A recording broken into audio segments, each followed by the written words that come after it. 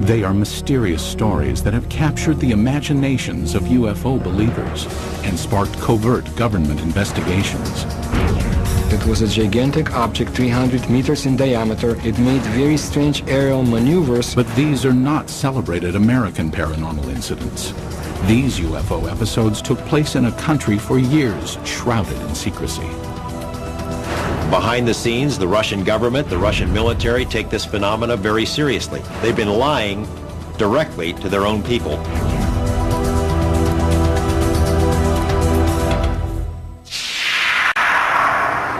May 2002. In a remote area 100 miles outside of Moscow, an investigative team from Kosmopoisk, a group that studies UFO sightings, searches for signs of UFO activity. We are going to enter the forest. This is the place pointed out by local people to be the destination of different types of UFOs. Soviet ufologists have been active since the 1960s. They claim that for decades, thousands of citizens have witnessed the appearance of unexplainable objects in the skies over Mother Russia.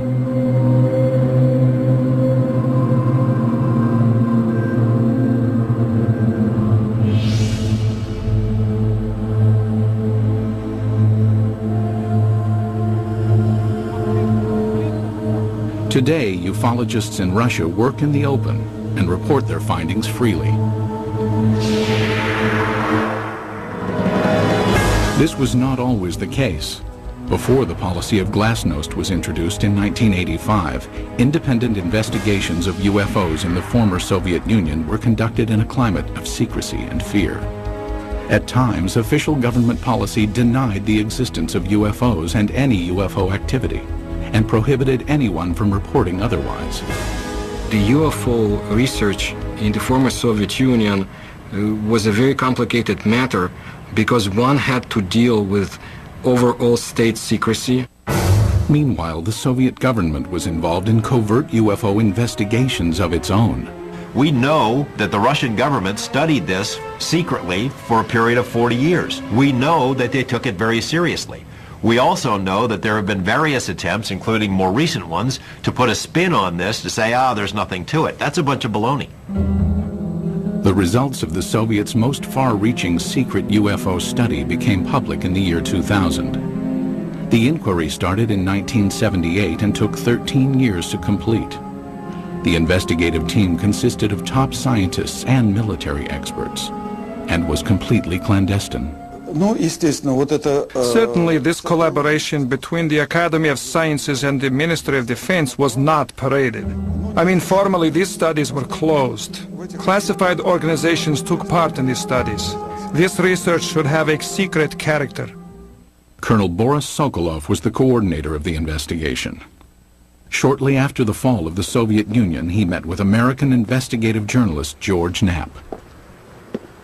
Sokolov told us that just as in America, 90 to 95% of these cases could be explained away, but the remaining 5 to 10% could not be easily explained.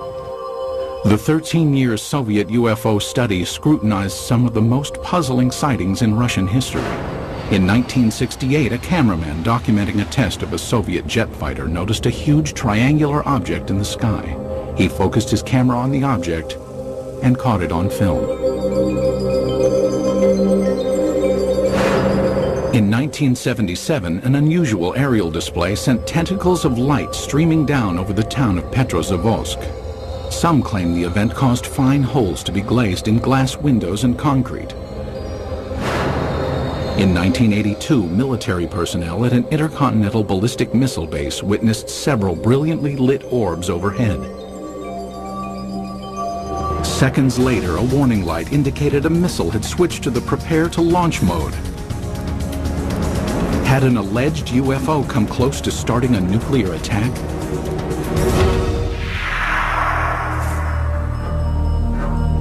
UFO sightings over Russia are not limited to the recent past. Reports of peculiar-looking airborne objects date back centuries. However, no formal investigations were undertaken until the early 20th century, when an event of epic proportions demanded analysis. Tunguska, July 30th, 1908. In a remote area of Siberia, the morning calm was rocked by an explosion. The powerful blast was heard 1,000 miles away.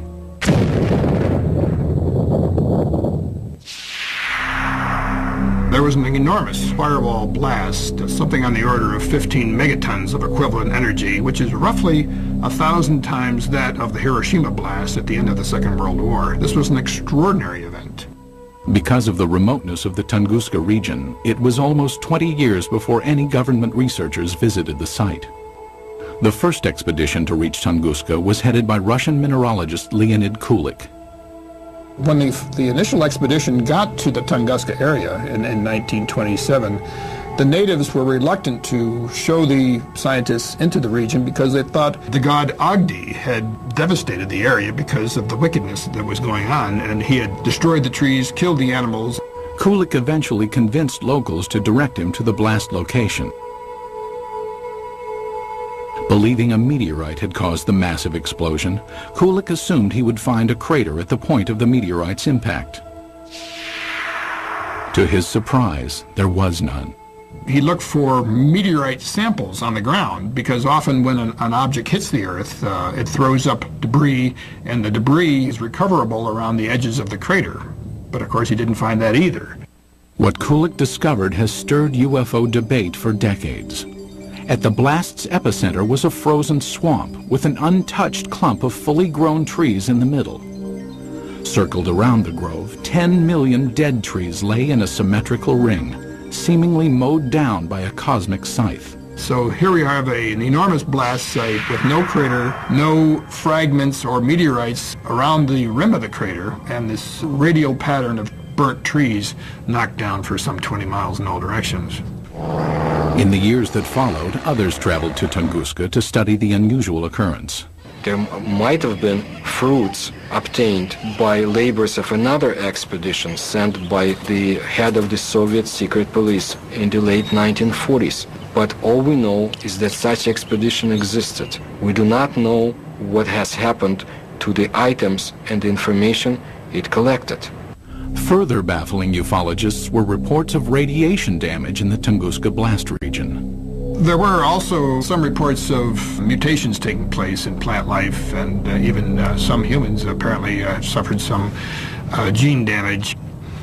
In 1947, Russian Army Colonel Alexander Kazantsev developed a remarkable theory based on information about the devastating consequences of America's atomic bomb attacks on Japan.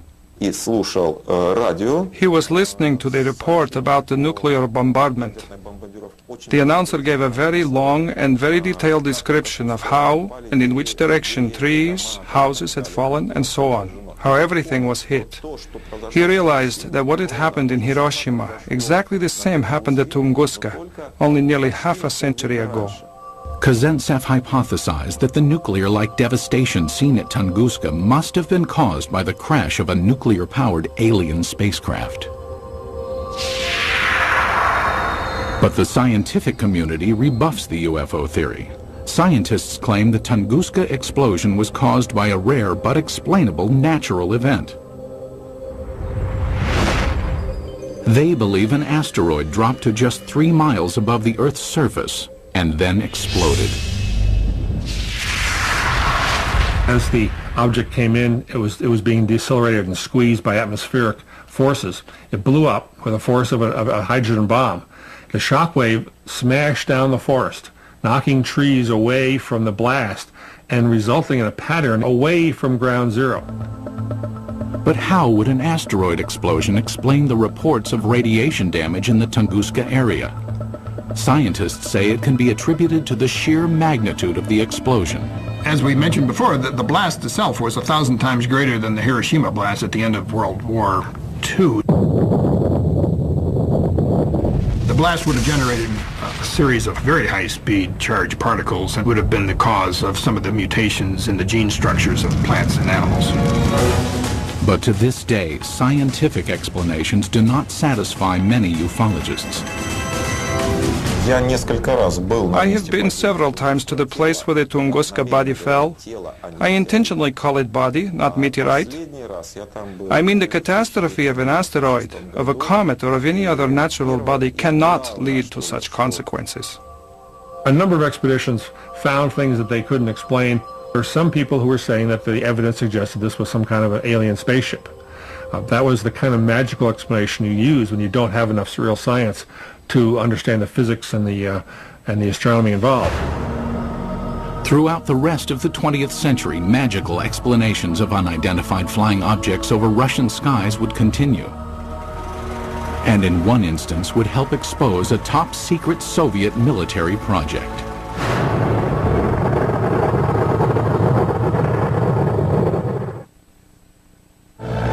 It was 1948. World War II was over, but the Cold War was just beginning.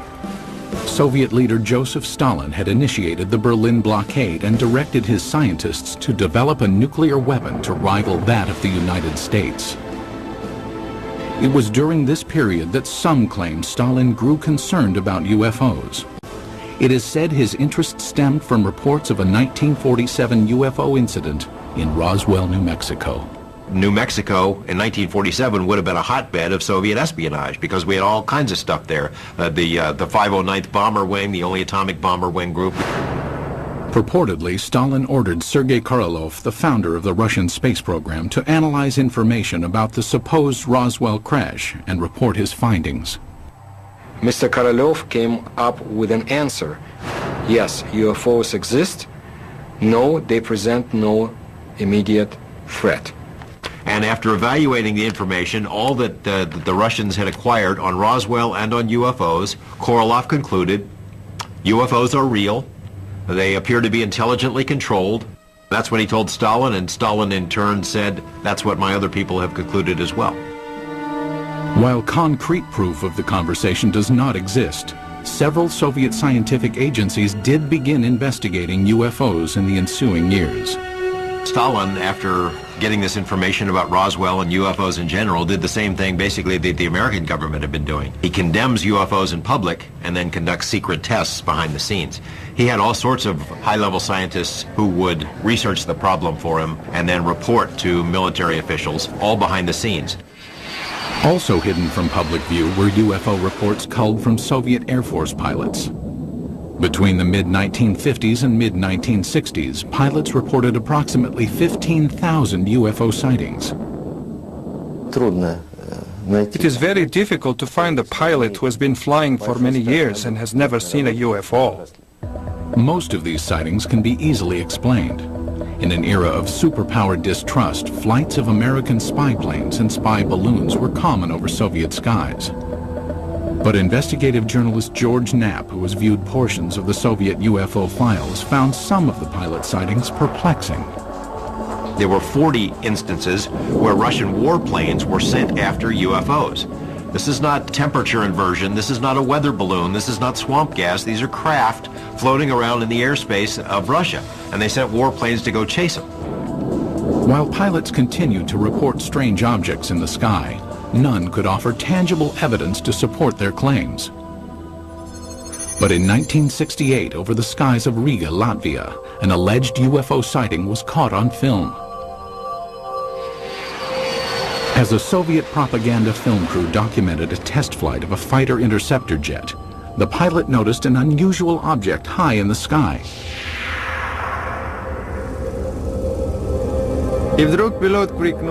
And suddenly the pilot shouted, "Look, film it!" We looked and saw a triangle at a tremendous height. Fighter planes scrambled to investigate, but the object quickly disappeared behind a cloud and was never seen again. It was later estimated that the craft was hovering approximately 7 miles above the ground. The film was sent to the Kremlin, where it remained locked from public view for years. They really took it seriously. I say seriously because the film was taken away. It was declared completely secret. Outsiders have only recently seen the confiscated film. While some maintain the film is conclusive evidence of a UFO, Skeptics argue the vehicle was most likely a French-made high-altitude research balloon. As secrecy enveloped all government discussions of UFO issues, an underground army of Soviet ufologists began to form in the USSR. They kept their studies concealed. Russians who study UFOs in this period report that they had a very serious feeling of threat from the Soviet government, that they were doing something which the Soviet government disapproved of. The leader of civilian UFO research was Felix Ziegel, the man considered the father of Soviet ufology. Felix Ziegel was a Soviet scientist. He was a doctor of mathematics and astronomy at the Moscow Aviation Institute. He made it his job to find out why are the strange objects or in the skies of his country. Ziegel challenged the Soviet system by conducting paranormal lectures, organizing independent UFO investigations, and urging Soviet citizens to report any and all sightings. His efforts were not without risk. We cannot say, of course, that people would be put in jail for it, but still Ziegel suffered. He was harassed both in his place of work, at the Institute of Aviation, and he was harassed by the state government authorities. Ziegel and his investigators spread information about UFO sightings through an underground press network. Samizdat, private publications used to disseminate information, were strictly forbidden by the Kremlin. In his time, brochures were printed in a samizdat way. They were collections of observations and letters, typed in 5 to 10 copies. All materials were typed with the use of carbon paper.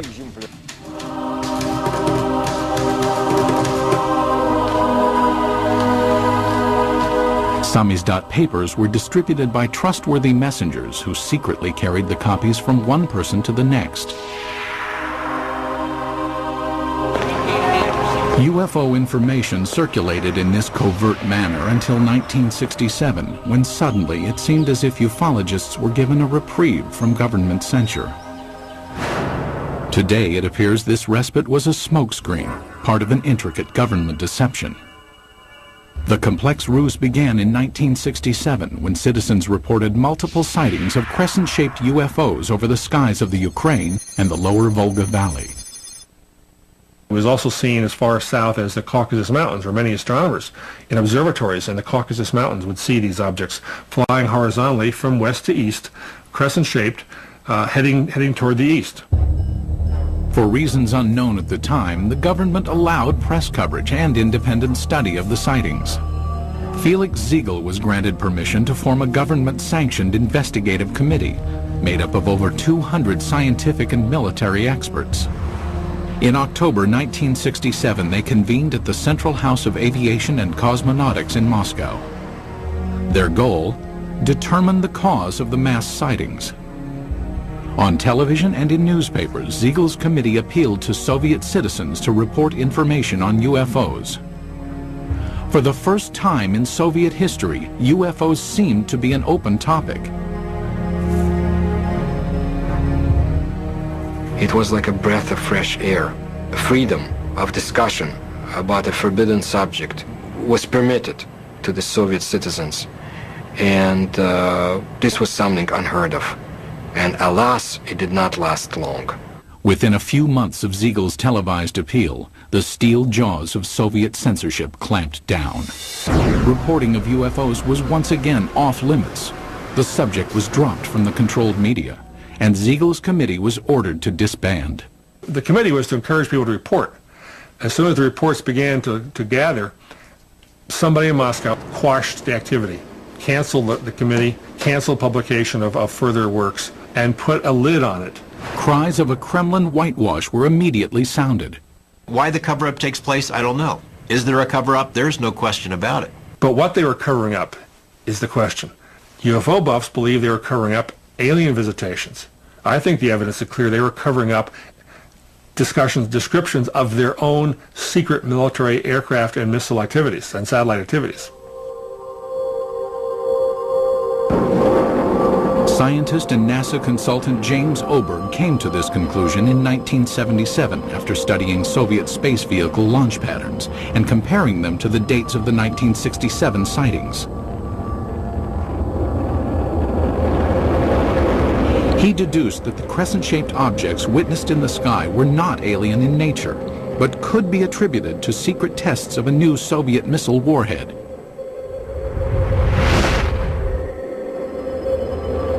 People in the area saw the rockets, especially at night, saw the streamers, the contrails in the sky, even heard the rockets.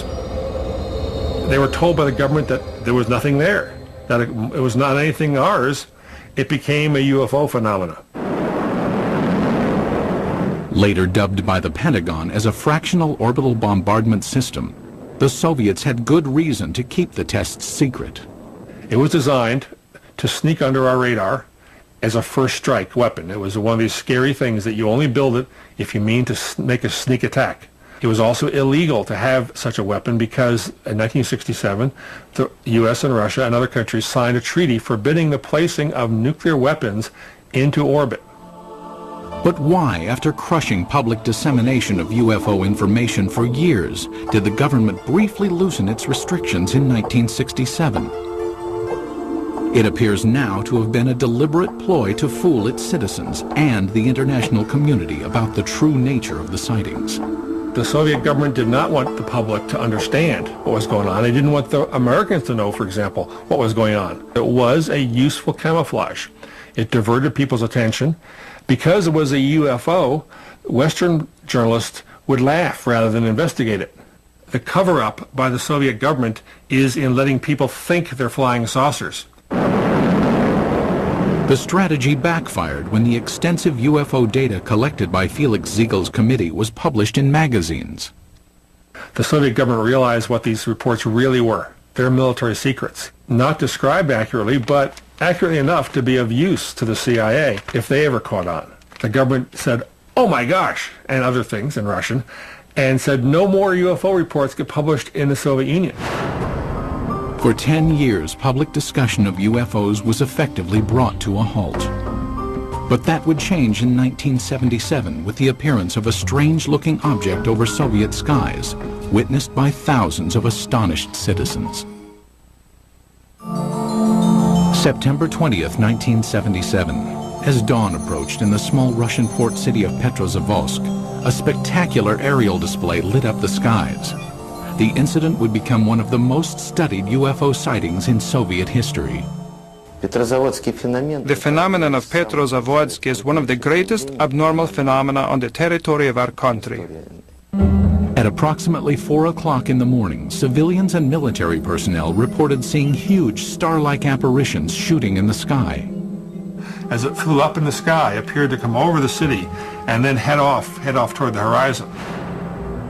People who were out in the streets of the town saw this blazing jellyfish streaming tentacles down from the saucer-shaped bright core. The impressive display lasted approximately 10 minutes. Witnesses claimed that a host of strange occurrences on the ground accompanied the sighting. They reported all sorts of phenomena. They smelled ozone, computers were crashing, drivers lost the control of their vehicles and went into ditches. Perhaps the phenomenon most difficult to explain was the appearance of finely glazed holes in glass windows and rocks around the city. There is no explanation for this fact, but the connection is direct by the time parameters. There had been no holes before the event, and then they appeared. Witnessed by thousands, the aerial display above Petrozavodsk was impossible to refute. While the sighting remained a mystery to Soviet citizens, NASA consultant James Oberg quickly discovered its origins. Because of my connection with the space program and my knowledge of satellites and rockets, I was able to find out within a matter of hours. There was a rocket launching that morning from a secret space center north of Moscow at precisely the time people were seeing this UFO. The jellyfish-like display was triggered by the launch of the Cosmos 955 spy satellite. As the rocket engine contrails were backlit by the rising morning sun, it produced the tentacle effect observed by witnesses. So this what they call basically the smoking gun of Soviet ufology. They call it a Medusa, or jellyfish UFO, because it was streamers of light coming down from the streamers in the rocket engines of the rocket, as it turned out. As with previous mass sightings, the government had ample reason to keep the truth hidden from Soviet citizens. The satellite was launched from a secret military space center called Plesetsk, one of several undisclosed missile bases scattered throughout the Soviet Union. Most ufologists accept the satellite launch as the cause of the aerial display, but many argue it does not fully clarify the mystery. How shall we explain the appearance of some beams that burnt the glass?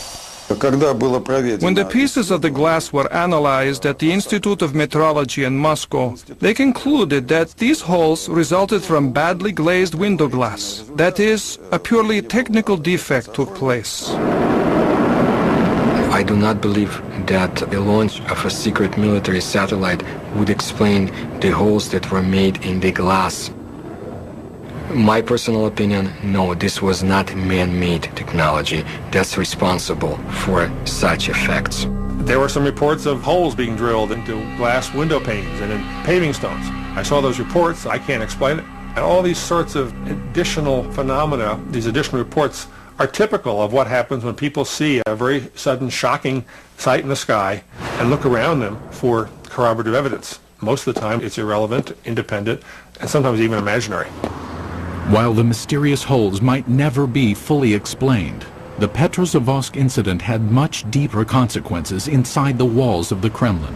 The upshot of this incident was the decision of the Soviet government to create a secret program to study UFOs.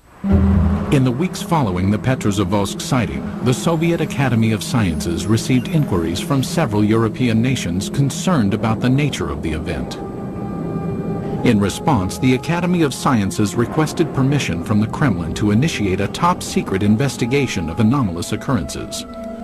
Although aware the majority of these events were not paranormal in nature, the scientists admitted in their request that they could not provide a scientific basis for all UFO sightings.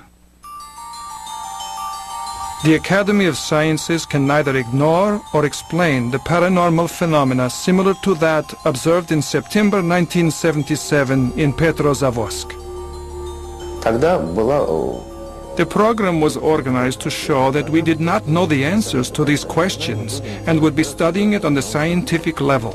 That was the way the official scientific program for studying abnormal phenomena and extraterrestrial flying objects started its work in the Soviet Union.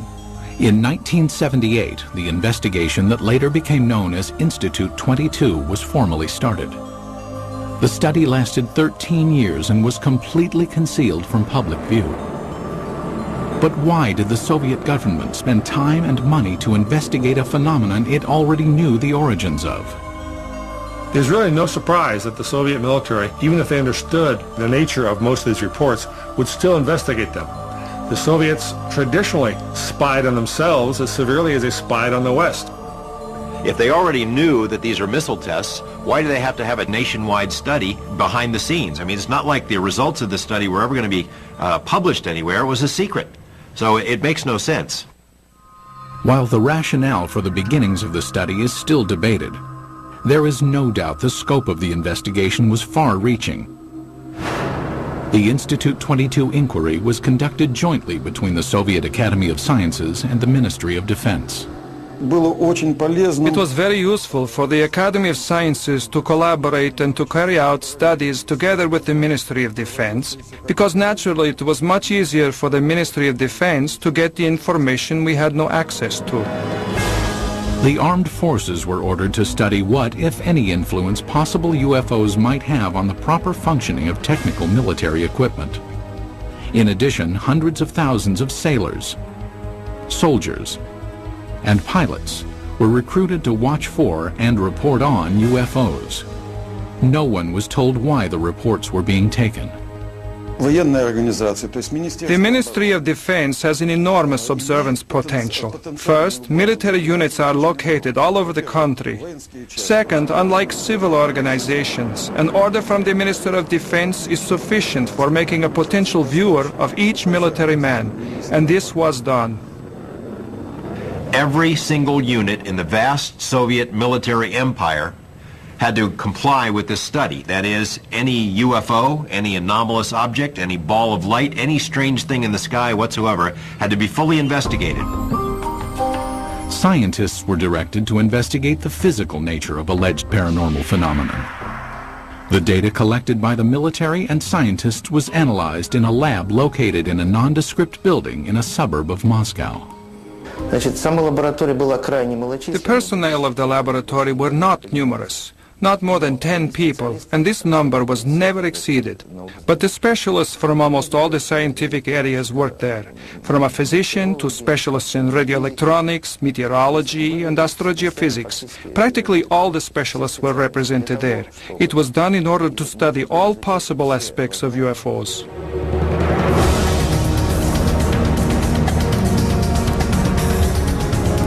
Six years into the study, Institute 22 would be called on to scrutinize an incident of global consequence, when a suspected UFO incident placed the world on the brink of nuclear war.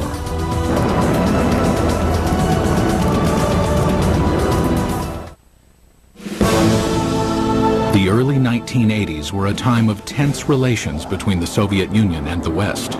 The era of détente had ended, and the Russian landscape was studded with intercontinental ballistic missile silos. Each contained nuclear weapons aimed westward. It was at one of these silos that a reported UFO incident caused a nuclear scare. Today, this ICBM silo in the Ukraine is deserted, dismantled in compliance with a nuclear arms reduction treaty between the U.S. and USSR. But at this silo in 1982, something went terribly wrong.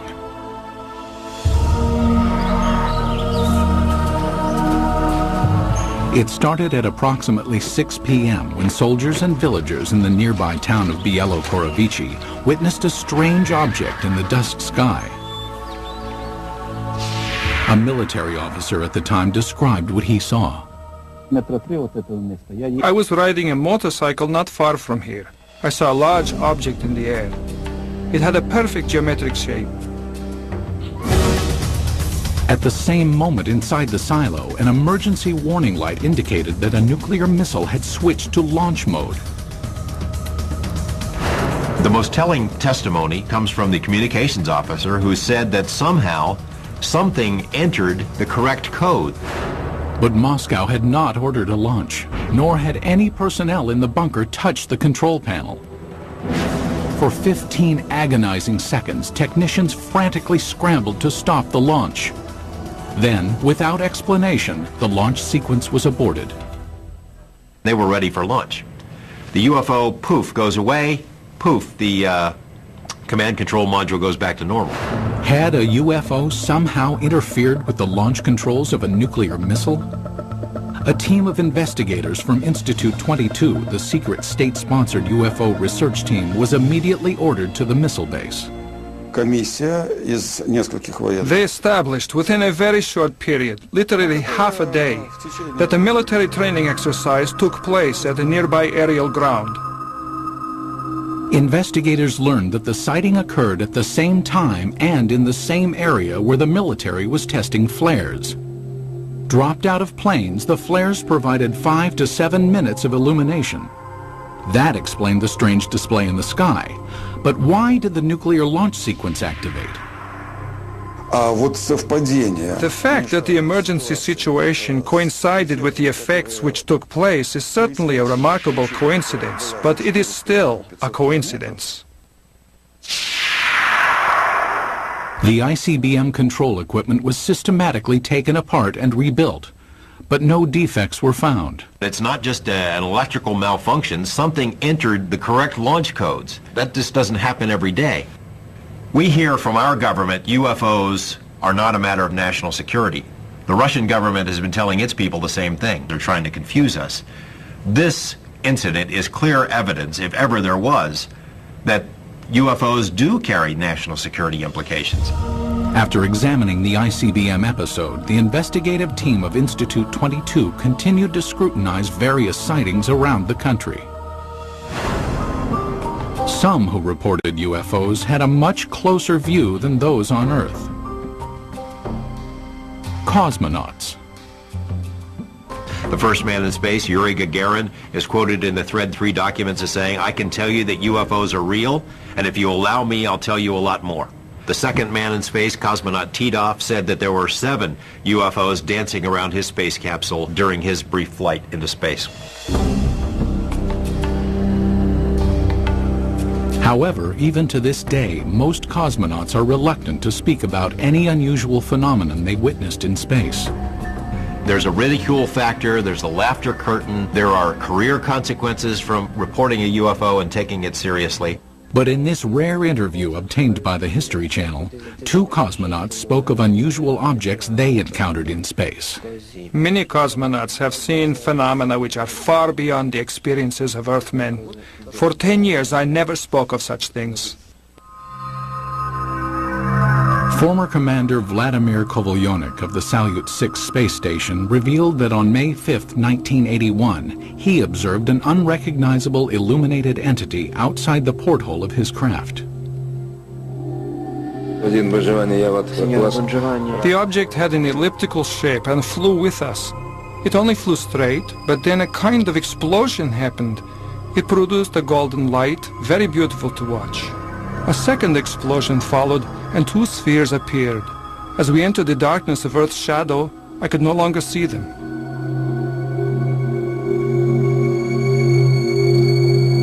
On a Mir mission in 1991, cosmonaut Musa Manarov managed to videotape an anomalous object during a routine docking procedure.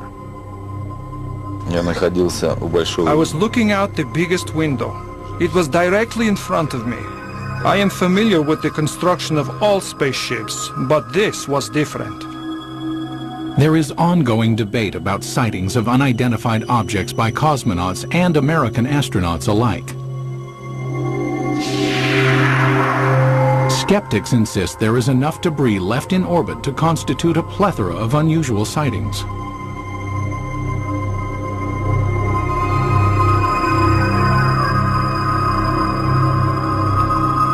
As cosmonauts traveled amidst the stars, the 1990s saw major changes take place on Soviet soil.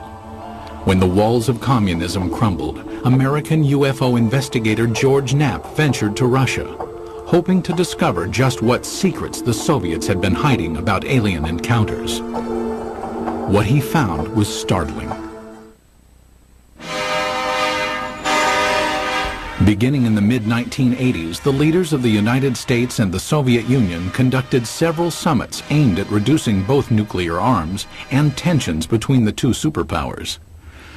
Shortly after one such meeting, President Ronald Reagan revealed he and Mikhail Gorbachev had discussed the topic of alien encounters. I couldn't help but say to him, just think how easy his task and mine might be in these meetings that we held if suddenly there was a threat to this world from some other species, from another planet, outside in the universe. We'd forget all the little local differences that we have between our countries. Reagan made 5 different public statements, including one to the United Nations, that, well, boy, wouldn't it be something if UFOs were suddenly a threat to us and we'd all get together? And sort of Gorbachev kind of responded, yeah, it sure would. You know, we would get together. Lo and behold, we did get together. You know, the wall came tumbling down, perestroika, glasnost. With the collapse of the Soviet Union came a new era of openness in Russia.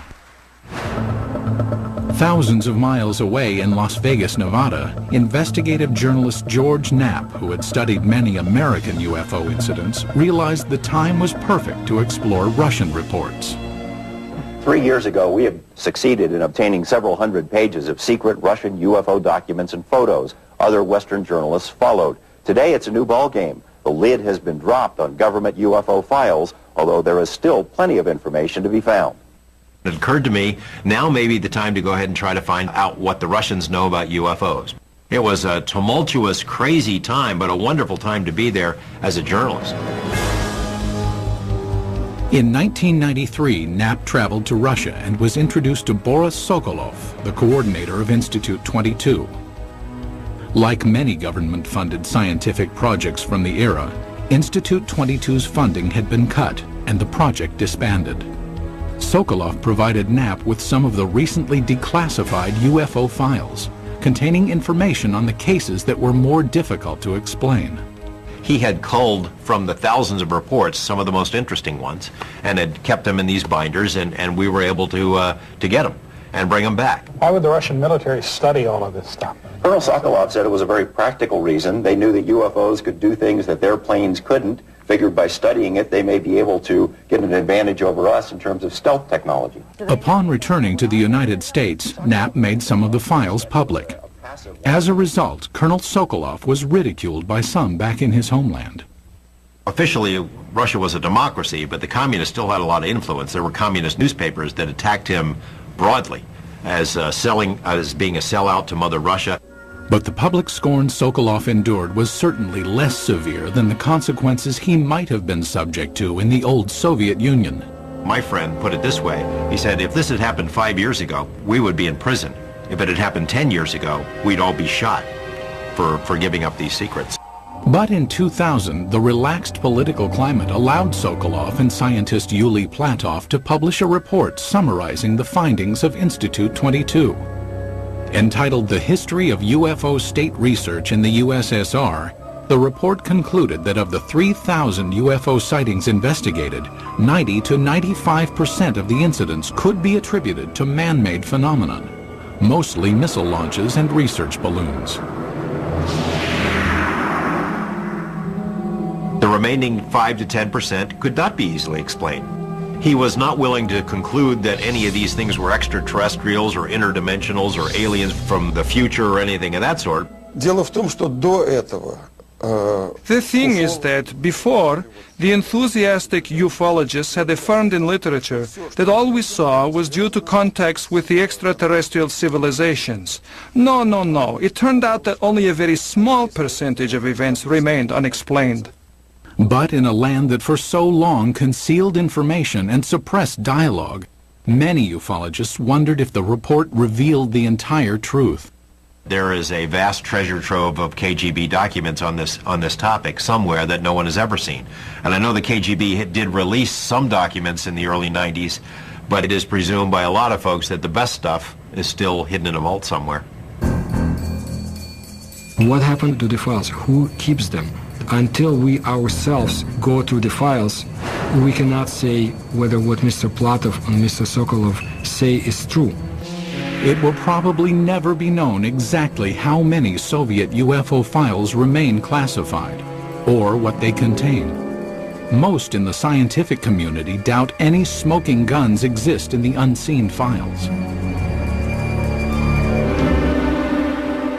People in Russia still have a very powerful sense of gossip and rumors, because under Soviet days, so many things were illegal to talk about, illegal to know.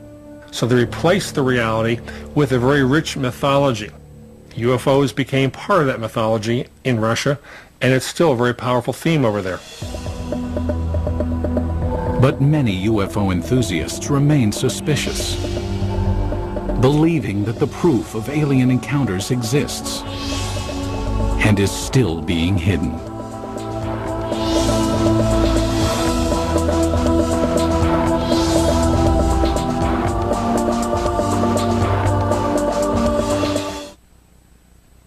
Looks like your everyday move for this team of mega movers. That is, until a massive hurricane threatens to foil the whole plan. Can this sacred structure withstand the forces of nature? It's not going to be a cakewalk. It's a race against time on Mega Movers. America Moves, tomorrow at 10 on the History Channel.